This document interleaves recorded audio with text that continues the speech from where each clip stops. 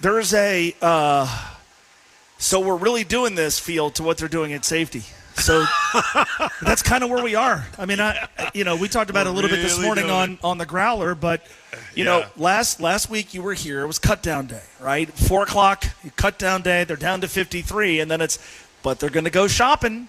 They're going to go shopping. They're going to be perusing the waiver wire.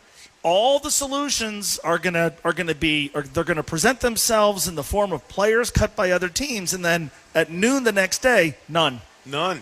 And there were some available. Yeah. There were some that weren't even picked up.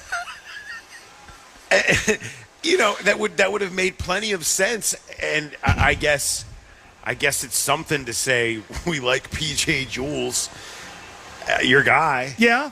And again, it's like this comes across as this is not a knock on PJ Jules. No. This is a fine story. Yeah. It's just there. I don't know how you look at this and say, we shouldn't add here. We shouldn't supplement to this. That won't come back to bite you at all. We're really doing this. There's just at every step of the way this offseason, till literally till right now. Yes. There's still a step available. You could make a move to solidify that room. Mm-hmm. They have money. They have the spot.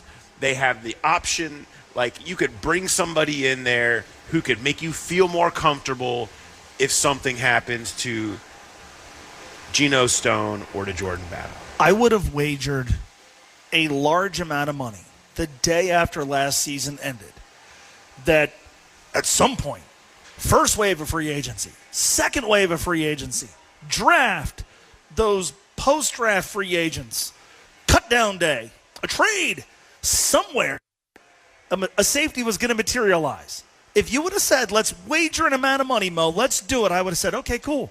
I get free agency, A, B, C, all those different waves of free agency. I get the draft, I get cut down day, I get trades. There'll be a safety somewhere. Sure, I'd have lost a lot of money. A lot, you would have. Oh, we're really doing this. We're really doing this. And, who thought we'd say this? Man, if they lose Geno Stone, right? They're in trouble. The guy that I couldn't wait to cut when last season ended now might be the most indispensable guy. Who they gave a pay cut to. So I just, I think there's a huge question. And to me, the variable, what's kind of become the variable in the question of the entire season right now is they made this bet, this huge bet on this secondary. And they said, we're not adding. Al Golden says, I showed up on day one and I loved what I saw from these corners. I love this secondary. I'm in on these guys, right? I'm not going to go we're not going to try to find anybody else. We're not going to add draft picks.